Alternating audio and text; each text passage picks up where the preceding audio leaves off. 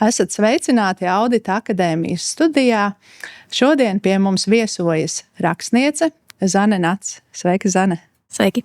Zanei ir ļoti daudz dažādu literāro darbu. Praktiskā kokvilna, Jackpots, pavisam jauna grāmata. Zinu arī, ka pavisam nesen ir iznācis jauns seriāls Praktiskā kokvilna. Neesmu gan paspējis vēl paskatīties, bet man tiešām tas interesē. Un šī nav nejaušība, ka Zane pie mums šodien ir šeit, jo mums ar Zani ir kopīga vēsture. Mēs esam visas trīs bijušas auditores. Un, jā, Zanei tā audita pieredze ir bijusi un gana ilga. Un likumsakarīgi, ka šodien tieši mēs runāsim par to, kā tad Zane ir izkāpusi no auditoru kurpēm, lai iekāptu rakstnieces kurpēs, un kāds ir bijis viņas ceļš, un cik viegli vai grūti ir izmantot šo te auditoru profesionālo skepsi, lai radītu daudz interesantu darbu. Un viens no tiem ir šī te praktiskā kokvilna. Man arī šodien nonācis ir rokās. Zane, saki, tas pirmais, ar ko mēs gribam sākt, kā tu aizgāji no auditoru profesijas, lai kļūtu par rakstnieci? Sveiki, jā. Tur īstenībā tas ceļš bija daudz garāks. Tas nebija tā, ka vienā dienā tas notika. Es jau gribēju būt rakstniece, pirms es vispār biju kļuvusi par auditori, un es kļuvu par auditori ceļā uz rakstniecību. Un es agrāk strādāju privātajā sektorā kā juriste, un jau tobrīd es sajūtu, ka man ir šī kaut kādas radošās vēlmes, ka es vēlos rakstīt, bet man nebija drosme pamest stabilu atalgojumu, stabilu profesiju, kur nu vēl tā kā nolikt malā savu nesen iegūto diplomu juristis, un tolaik es pametu šo darbu privātajā sektorā, un domāju, tiks teikt, kamēr būs bezdarbnieka pabalstā, kamēr es būšu pelnījis, ja saņemšu naudu no bezdarbnieka pabalsta, rakstīšu šīs savas grāmatas, bet es kritu panikā. Un es nespēju tā kā noticēt tajā brīdī vēl, kad es varētu būt pilna laika rakstniece. Turklāt neko vispār nebiju saistījusi līdz šim ar rakstniecību. Un tad es meklēju darbu pilnīgi citā jomā. Es domāju, ko es varētu darīt, kas nav gluži tik sausi juridisks, bet vienlaikus, kas varētu man jau kaut kā palīdzēt darīt kaut ko jēgpilnu. Un tad es sāku meklēt šķirstību sludinājumus, un tobrīd valsts kontrolē meklēja valsts revidentu juristu, un man tā kā prasības atbild, un es domāju, nesko vispār tāds jurists valsts revidents īsti dara. Katrā ziņā tas bija skaidrs, ka tas nav klasiska jurisprudence. Es iesniedzu savu CV, un drīz pēc tam tiku arī pieņemta darbā.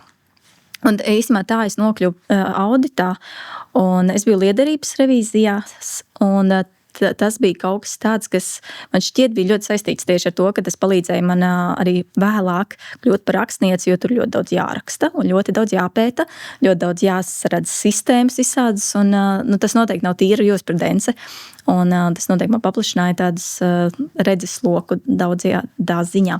Un tā es nokļuvu līdz auditam. Un no audita vēlāk, kad man piedzima bērniņš, un es aizgāju bērnu kopšanas atvaļinājumā, tad man bija šis solis sākt rakstīt grāmatas, jo tad es sāku blogot, būdama vēl šajā atvaļinājumā, un man bija tāda diezgan liela dilēma, atgriezties, neatgriezties, bet man liekas, es neatceros, vai man jau bija pirmā grāmata sākt rakstīt, vai kaut kāds posms, kad es beigās tomēr pieņēmu lēmumu, ne, es pametu šo stabilo darbu un pilnībā nododos rakstniecībai. Un kāda bija tā sajūta, ka tu pieņēmi šo te lēmumu? Es nezinu, pirmais pusgads pēc lēmuma pieņemšanas, vai neatnāca atkal kaut kāds satraukums par to, ka nav tas stabilais darbs, vai tev likās, šitais ir ceļš, kur es eju tālāk? Tas satraukums līdz galam īsti nekad nebeidzas, un tā ir viena no lielākajām atšķirībām būt tā kā mākslas jomā vai radošajā jomā no jebkuras citas stabilas sektora. Šobrīd, protams, jau es esmu gadus 7, izskaitu kopš bērnu kopšanas atvaļinājumu, tad jau 8 gadus esmu projām no savas pamatprofesijas. Taču sākums bija ļoti grūts laika, likās, apmazdies, varbūt tomēr jāiet atpakaļ, varbūt, ko es te māžojos. Tur ir tik daudz, ko stāstīt vien par šīm sajūtām, kas notiek, kad tu maini kaut ko tik drastisku, jo būt auditā vai jurisprudencē un aiziet uz absolūti radošu, nenoteiktu sfēru, tur ne tikai mainās ikdiena kā tāda, mainās pat tas, kā smadzenes funkcionē. To es tiešām sajūtu, tas bija tā kā pēkšņi būtu absolūti mainījis, ko tu būtu, nezinu, slēpotājs un pēkšņi nolēms kļūt par basketbolistu vai kaut ko tev pilnīgi jāmainās visu muskuļmasu un tā tālāk. Un tā arī mainījās un joprojām ir absolūti mainījušies veids, kā es domāju.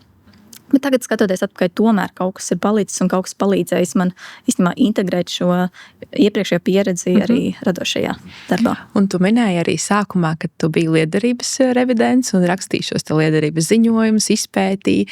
Un kopumā ir, ka tas tev arī palīdzēja pēc tam nākotnē. Bet mēs auditori pārsvarā esam ļoti tā kā strukturēti domājoši cilvēki. Un tad tas mūsu jautājums ir tev, kā ir ar šo strukturēto domāšanu? Tu minēji, ka tev ir mainījusies šīs domas un tas veids, kā tu domā, bet kopumā tas tā kā tev palīdzēja sākumā, vai tieši pretēji tā strukturētā varbūt domāšana tev traucēja būt par šo te rakstnieci vai būt par tādu rakstnieci, kā tu vēlies? Tā, ka es tikko sāku, un it sevišķi, man, protams, mainījās arī sabiedrība ap mani. Es arī šobrīd pārsvarā mēs visi esam rakstnieki vai radoši cilvēki apkārt vai lasoši cilvēki, un mūsu arī ir ļoti daudz un dažādi, un pārstāvā lielākā daļa rakstnieki ir kādas citas jomas pārstāvis. Bieži vien gan žurnālisti vai redaktori vai tulki vai kaut kas radniecīgs. Man ir nedaudz tā attālāk. Šī, nav gluži attāli, bet tālāk nekā, piemēram, žurnālists vai redaktors no rakstniecības. Un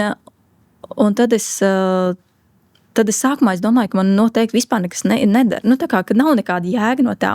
Līdz pienāca mirklis, ka man jau grāmatas bija un es braukāju, es ļoti daudz vadu arī lekcijas un nodarbības un tiekos lasītājiem.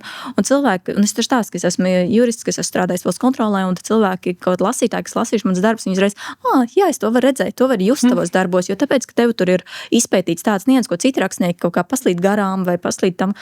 Es tajā brīdī tā aizdomājos pirmo reizi par to pagaidi. Varbūt tiešām man tas ir noderējis, un es to nebiju pamanījusi. Un tagad, kad es sāku vadīt arī pāris nodarbības, kur tieši par kaut kādu rakstīšanas procesu, un salīdzinot ar citiem rakstniekiem, mans prāts strādā nedaudz citādāk. Man ir pirmkārt, es bieži retāk pierakstu kaut kādas nianses, ko citi varbūt kaut kur strukturē. Man tas ir jau ietrenēts galvā, visu laiku redzēt tādas sistēmas kopumā, jo liederības revīzijā tev arī, jebkuru revīziju sākot, ir tādi posmi.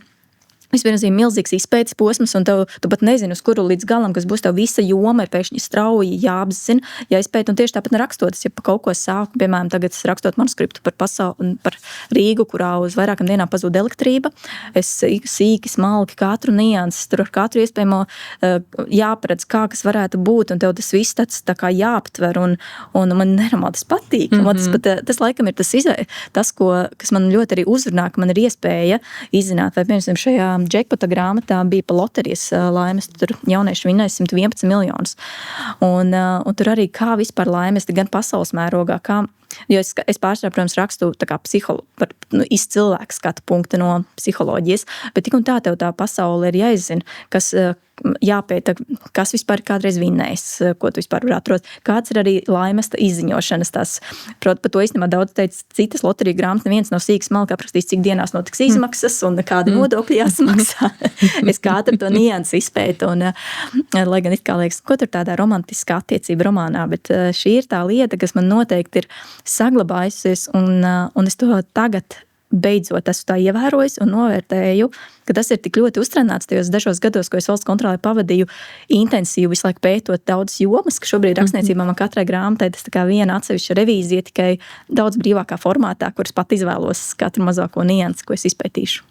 Paklau, vai tu esi vienīgā no auditoru un revidentu saimes, kas ir kļuvusi par rakstnieci, vai ir vēl kāds? Ja ir, tad es viņu nepazīstu. Es zinu vairākus juristus, kas ir, un bieži vien gan viņi vairāk raksta kriminālās tēmās, piemēram, Rolanda Būla, viņai ir detektīva romāna, vai Džena Andersona. Dženai gan ir tāds arī ļoti augsts domu lidojums, daudzpusīgas šīs grāmatas, bet tieši auditorus es nevienu nezinu.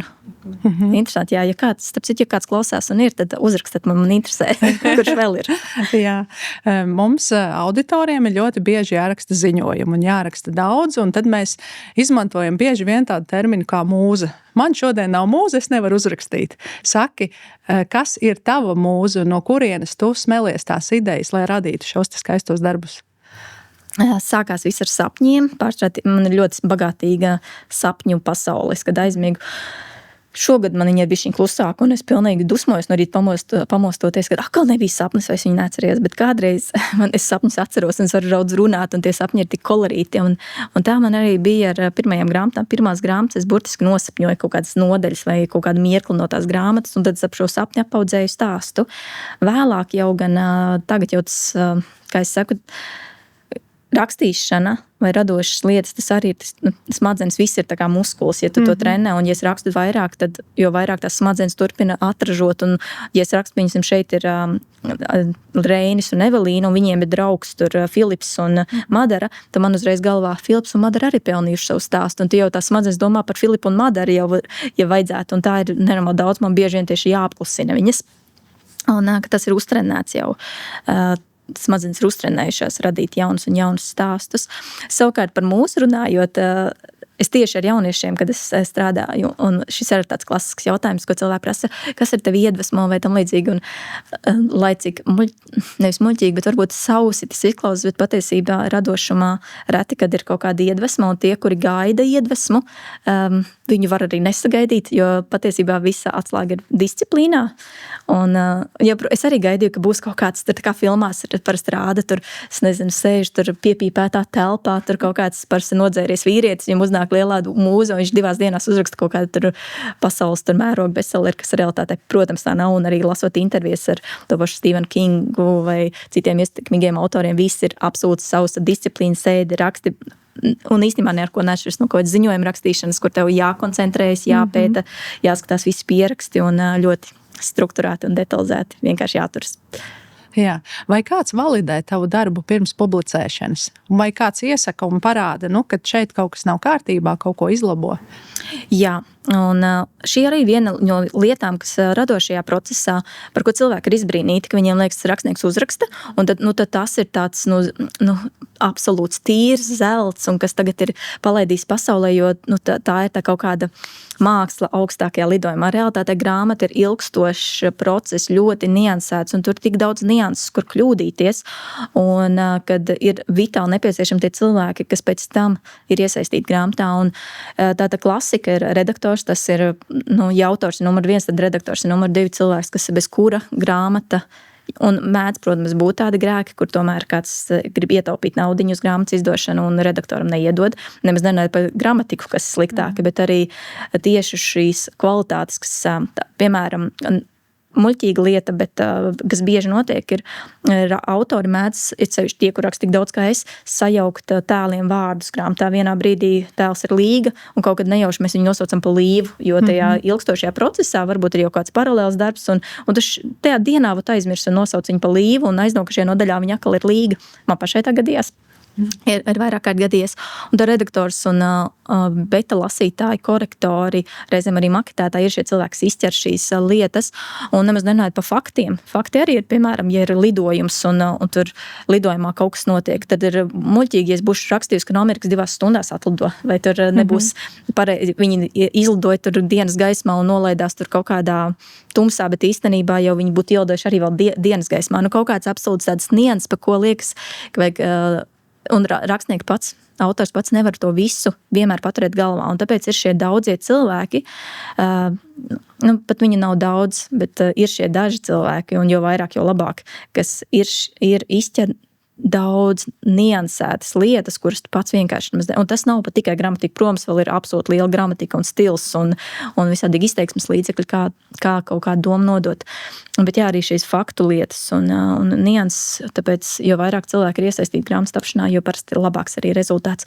Un mans personīgais, šis gan personīgais viedoklis, jo fleksiblāks ir pats rakstnieks un uzticas savai komandai, jo darbs ir labāks. Jo, protams, ir daži mākslinieki, kuri ļoti stingri saka, nē, es vienīgais labāk zināju, un viņam ir grūti kaut ko ielabot savā darbā. Bet, manuprāt, man personīgi liekas, mēs ciešam, jo tie cilvēki lasa, viņi tiešām spēj objektīvāk pastīties un bieži vien kaut kādas lietas, ko es kaut kādu savu iekšēju problēmu dēļ neesmu spējusi tā kā palaist vaļā, es tur ielgus, bet kā lasītājs, grāmatas kopumā no tā cieši, jo lasītājs to lasa, un viņš arī nesaprot, kāpēc viņa šitā paskaidroja, vai kāpēc viņš darīja tā, būtu labāk izdarījuši tāds.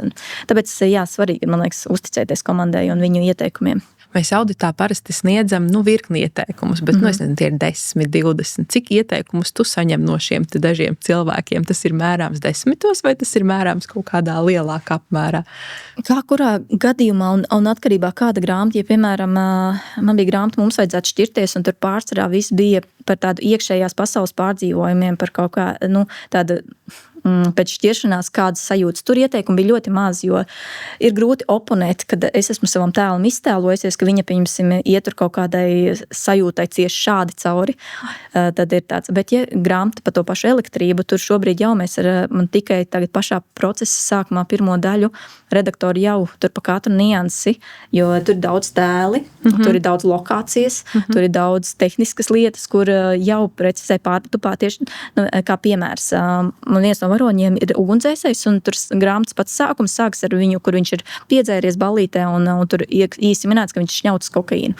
Redaktors reiz, vai tu esi pārbaudījusi, vai ugunsdzēsējiem veids narkotiku lietošanas pārbaudas, lai beigās kāds, kurš ir varbūt labi pārzina ugunsdzēsēju darbu, saka, pagaid, viņš nevarētu strādāt pa ugunsdzēsēju, jo taču ir kaut kādas regulāras viņiem urīna pārbaudas vai tāds. Tāpēc es reiz meklēju rokā ugunsdzēsējs, prasu, cik bieži jums notiek pārbaudas, vai tiešām ir iespējams, ka čalis, kurš brīvdienās iešņauts, ka viņš vēl spēta būt ugunsdzēsējs. Vai kaut kādas tehniskas nianses. Viņi prasa, vai tu pārbaudīji, kā notiktu tur secīgi, vai vispirms internets atslēgtos telefoni, kad kas tur, vai kādi visādīgas tādas tehniskas, un tur tie ieteikumi jau sāk nākt, un vai man tur koncerta laikā izbeidzas gaisma, un koncerts bija One Republic, un uzreiz cita lasītāja, kas ir beta lasītāja, arī uzreiz komentē, vai tiešām Latvijā kādreiz bija šī grupa, vai viņi mēdz uzstāties tikai meža parkā, vai varbūt ir kaut kāds, vai tu pārbaudīji, kuras grupas tiešām koncertē ārēnās, un tad tur, protams, ir kā vispār tur, tik daudz absolūts nianses, kuras man jau iesaka, prasa, pārstrā, vai es esmu pārbaudījusi, vai es esmu to izskatījusi, kaut kādas nianses, kas jau nesaiet. Un es pat arī pamanu, protams, ir jau, kas atpakaļ, ārpēc es taču to nianses neieliku, un tad es sev visu laiku piezīmīts, lai es atceros atgriezties. Un tad šāda tipa grāmatās tas var iet simtos, varbūt pat vēl vairāk, un vēl pēc tam, kad tu pārlasi, tikai tad vēl pamana, un varbūt vēl projektu vadītāji, kas pēc tam pārskatī, ierauga vispār kaut kādu jaunu aspektu. Jā, šāda tipa grāmatas tur var būt pat grūti prognozēt, cik daudz ieteikumu var nākt. Tas, ko mēs redzam, tad, kad mēs sniedzam šos audita ieteikumus, esam mēs, iekšējā auditori, risku vadītāji, kvalitātes vadītāji, un bieži ir tad tāds apjukums jau uzņēmumā, vai tiešām mēs visu esam ieviesuši, vai mēs esam visu piefiksējuši, kad ir nepieciešamas tādas informāciju sistēmas jau, lai vispār uz to virzītos, kur arī mēs strādājam un skatāmies, kā mēs varam ar šo palīdzēt. Vai jums kā rakstniekiem arī ir kāda sistēma, kas pasaka, jā, tu esi visu atķiksējis, visu paskatīsies, visam tikusi cauri? Šobrīd nav, un, manuprāt, tas būtu tik svarīgi. Ja būtu iespējams, varbūt angliski rakstošiem ir kaut kādas radītas tāds foršs interaktīvas veidi, kā var to ievest. Jo šobrīd tiešām mēs to visu noteikti trackchange'os un ar ko Words piedāvā, taču ir šīs nianses arī skatoties manuskriptu. Tur vēl gramatikas visi labojumi, visi jau tā ir raipas. Un tad ir šie komentāri, kurus neuzreiz ir iespējams integrēt, jo tur man jāpiedomā, kad es rakstīšu, varbūt es to atbildēšu, piemēram, par to pašu kokaīnu gadījumu. Es uzreiz domāju, vai es viņu apspēlēšu otrajā nodaļā, vai man jāatgriež būs pirmajā tajā daļā un jāizdzēš tas. Bet es vēl nezinu, jo es vēl tikai esmu procesā. Bet vienlaiks man tas komentārs traucē, ka viņš tur stāv, un tad man vēl jāsūt citiem cilvēkiem, kuri salabo un aizmirst, kura bija pirmā redakcija. Un vienreiz pat bija situācija, man šķiet, kur sajuka šīs versijas, un nabaga redaktoram bija pilnīgi visu vēl jāpārstrādā, jo mēs arī nesapratām, kur kas bija ieintegrēts un jūka, un tiešām ir sarežģīti. Un šos ieteikumus būtu forši, ja būtu kaut kāds tāds brīnišķīgs rīks, kur varētu tā forši, un arī tas būtu tāds labs veids, kā vēl uzlabot grāmatās nianses. Jā. Man parasti kā auditoram ir vieglāk veikt auditu kaut kādā tēmā, kuru es jau iepriekš esmu skatījusies. Vai, Zane, tev arī ir tā, ka tu izvēlies kaut kādas jomas, piemēram, attiecības, un par tām tu arī raksti? Vai tu izvēlies tādu vienu jomu konkrētu, vai tomēr izvēlies dažādas jomas, un varbūt ir kāda joma, kuru tu neesi uzdrošinājusies apskatīt savos darbos? Pašās pirmsākumos absolūti es izvēlējos kaut ko ērtu, bet daudz mani varoņi ir juristi vai grāmatveži vai ekonomisti. amati, kurus es es zinu, ko tas dara. Es nevaru nokļūdīties, jo es vai ļoti labi pazīstu, vai esmu cieši bijusi sadarbojusies ar šiem cilvēkiem, un man nav jāpiedomā. Piemēram, grūti aprakstīt kā ārsta profesiju, es neko īsti nezinu. Un ir grūti ielīst, man ļoti daudz jāpēt, vai arī baigi jāmanevrē apkārt, un tad tas tā zaudē tā kvalitāte. Un tas sākumā es ļoti centos, bet es padara garlaicīgi, jo, cik var par tādiem ierēģiem vai šiem administratīviem cilvēkiem rakstīt, parasti tad romānos prasās kaut kāds, tagad tas pats ugunsdzēsējs, par laimi es pazīstu ugunsdzēsējs, man ir kam piezvanīt un prasīt, kā jums vispār notiek, kā jūs tur maiņās sarunājas, kā jums ir ikdiena, un tad tā kā iestrādāt, apstrādāt ap tēlu to. Un es sevi izaicinu šobrīd uzdrošināties jaunas profesijas pielikt vai kaut kādas jomas, vai šis pats par to elektrības stāstu, tas ir, kur es kaut ko tādu varēju izvilkt. Taču ir tik interesanti pētīt visas iespējamās gadījumus, kad pasaulē ir bijuši šie saucamie blackouti un kāda bijusi pasaules rīcība, kas kādas ir ietekmējis. Bet tas prasa daudz vairāk darbu, un tas tiešām ir tāds izaicinājums. Bet sākumā ļoti piesardzīgi pie jomas, bet tad paliek garlaicīgi. Tad tagad es laiku sev paplašinu un kāpju ārā uz pilnīgi citām jomām, sfērām un veidiem, kā rakstīt. Jā. Vai kādā no taviem darbiem ir minēta auditora profesija? Ja nav, man liekas, ka tad nav. Kā tu raksturotu auditoru? Ko tu par viņu teiktu? Es domāju, kāpēc es neesmu pieminējusi. Interesanti. Jā, nevienam nav bijusi kaut kā. Starp citu, nevienā es plānoju bija ierakstīt, bet tā arī to grāmatu neuzrakstīju. Un kādu es raksturotu auditoru? Īstenībā tā bija auditors, un arī, cik es atceros no kolēģiem, ir ļoti daudzpusīgs.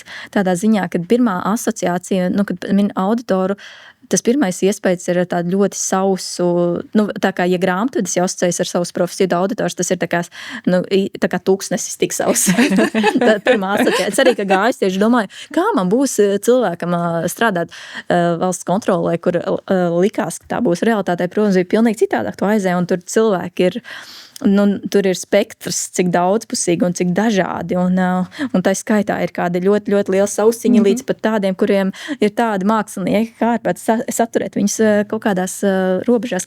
Laikam tāpēc arī neesmu pieminējis autors, jo ir grūti viņam, tāpēc, ka es zinu, kāds ir auditors, ir grūti viņu klišejiski aprakstīt. Un iziet no tām klišejām, jo es taču zinu, mēs bijām dažādi. Jums pašām ir asociācija, kāds ir auditors? Ja man nav tāda, kad viņam kaut kāds viens zīmoks šāds. Pirms es uzsāku darbu valsts kontrolē un vispār kļuvu par auditoru, tad man arī bija tā pirmā asociācija ar sausiņu. Tādu 100% sausiņu, kurš skatās tikai normatīvos aktus, viņš lasa tikai, es nezinu, un visu laiku nepārtraukti sēž un kaut ko viņš tur raksta vai pārbauda. Bet līdzīgi tā kā tev nokļūstot vispār kopumā tajā auditoru saimē un revidentu saimē, tu saproti, ka tie cilvēki ir tik ļoti dažādi, ar tik dažādām šīm te kompetencēm, spējām, ar kaut kādiem nezināmiem un nesaprotamiem talantiem. Un tas, ko vēl es ievēroju, kad auditori diezgan daudz ir tādi, kuriem ir šie te hobiji, jo tāpēc, ka tas ir tomēr darbs, kas prasa tādu ļoti lielu struktūru iedziļināšanos un arī ļoti daudz dažādas tās informācijas analīzes apmaiņas. Tad ir tāds hobijs, kas tev ļauj drusciņi atvilkt elpu, un tāpēc arī šķiet ļoti interesanti tiešām tie cilvēki. Vismaz tāds manējais līga kā tev. Man pat ir bijusi tāda situācija, ka man prasa, ar ko tu nodarbojies, un es pasaku, es esmu auditors, un man saka, nevar būt. Jā, līdz ar to ir ļoti atšķirīgi, un man pašai auditors nemaz neasociējas ar sausiņu. Es zinu, kāda viņi ir, dažādas rakstura iezīmes, un tiešām ir mākslinieki, ir ļoti radoši, un īstenībā audita profesija tiešām ir radoša. Kaut vai ziņojuma sagatavošana, tas, ko tu, Zana, ļoti, ļoti labi aprakstīji, tās analītiskās spējas un spējas salikt un spēja noprezentēt un noprezentēt tā, lai tā otra puse sadzird, tas ir tiešām, citreiz pat wow vērts. Jā. Un, Zane, saki, kā ir mums sabiedrībā ar lasīšanu? Cik daudz lasa? Un cik daudz lasa tavas grāmatas? Protams, vienmēr varētu būt labāk ar lasīšanu. Vienmēr. Tāpat laikā es nesen biju vienā webinārā, kur mēs runājām ar Ingu Spriņģi, un viņa stāstīja par pieredzi Amerikā. par to, kad viņi apmeklēja, ja nemaldos, mācības par to, kā Amerikā izdot grāmatu un kāds vispār ir Amerikas grāmatu tirgus. Un ka viņi sauca šos ciparus, par ko viņi pati bija šokā, un arī vēlāk pēc tam pārbauda internetā, vai tiešām tā ir taisnība, kad uz milzīgo Amerikas foni viņiem grāmatas tirāža 5000 līdz 10 000 šī grāmatas tirāža jau skaitās laba grāmata. Mums Latvijā tā skaitās laba grāmata. Varbūt nedaudz mazāk, labi, Latvijā 10 000 būs jau bestsellers tāds milzīgs, bet arī Amerikā tas jau skaitās tāds milzīgs sasniegums. Un, ja ir vairāk, tad tas jau ir tā kā fenomens. Man tāds Amerikā ir 350 miljoni iedzīvotāji, es ceru, ka es nekļūdos skaitlī, un Latvijā ir mazāk par 2, un mēs joprojām spējam konkurēt, mēs pērkam grāmatas, mēs ļoti daudz lasam, mums bibliotekas, viņu ir daudz, uz mūsu Latvijas fona vienlaikus cilvēki tiešām apmeklē bibliotekas, un es čakli braukāju pa bibliotekām, tiekoties gan lasītājiem, gan apmeklēju skolas, tiekoties jauniešiem, un cilvēki lasa. Un cilvēki viņiem interesē, un par to man ir milzīgs prieks, kad skatāmies, protams, ja mēs salīdzinām sevi atkal Skandināviem, mēs lasām mazāk, mēs pērkam mazāk, vai, man liekas, viena no lielākajām nācijām ir Vācija, kas vāciešiem tas ir, lasīšanas kults milzīgs, un mums ir, kur augt, un šī būtu tā, man liekas, mēs latvieši esam tādi forši, mums patīk sacensties, tā kā pirms dažiem gadiem bija, ka mēs gribējām būt zaļākā valsts, un tad mēs ļoti tās talkas aizgāja, un mēs vienkārši tiešām visi sadavāmies rokā. Tad es domāju, lasīšana ir viena tā lieta, kur mēs arī varētu spēt sadoties ar vien vairāk rokā un veicināt. Šobrīd es pat esmu biedrības Laiks lasīt valdes locekle, un mēs kā kustība aktīvi darām visādas aizraujošas un interesantas lietas, kur mēs paši domājam, kā vēl to cilvēku, kurš sēž uz to divānu, skatās varbūt kaut kādas realitātes šovus pievilināt un teikt, pamēģiniet tomēr grāmatu un izdodas. Piemēram, šobrīd grāmatu klubi aug kā sēnes pēc lietas, un cilvēkiem tā ir kļuvusi, ja kādreiz visi gāja uz klubu patusēt, tagad cilvēki iet uz grāmatu klubu, iedzert šampanieti un apspriest kādu grāmatu, ko ir izlasījuši, un bez nosodījuma pareizi, nepareizi literatūra un grāmatas kļūst par tādu vienojošu lietu, un es ceru, ka šis tikai vairosies un veicināsies vēl vairāk. Un nobeidzot par šo tēmu, es varu piebilst vēl vienu, tieši pagājušu piekdienu biju kādā skolā, un es no 9 līdz 12 gadiem ar bērniem. Tā gan bija ārzemju skola, bet mēs tur runājam par to, kā ir. Viņi man ļoti daudz jautājumus uzdeva, un es šiem bērniem arī uzdevu pretī, saku, vai jūs daudz lasat, vai jums patīk lasīt, un vai lasīšana jums skaits stilīga, vai tomēr, tā kā manā bērnībā mēdza vēl buljot. Es nezinu, kā jums bija, kurās skolotās, bet man priekuļos vēl atceros, ka tajos 90. daudzi, un ja kāds augi, un cilvēki lasīja, tad mēdz teikt, tas tur grāmatu tārps, vai tas nūģis ir, vai tas noteikti nebija veids, kā būt stilīgam, lasīt grāmatas.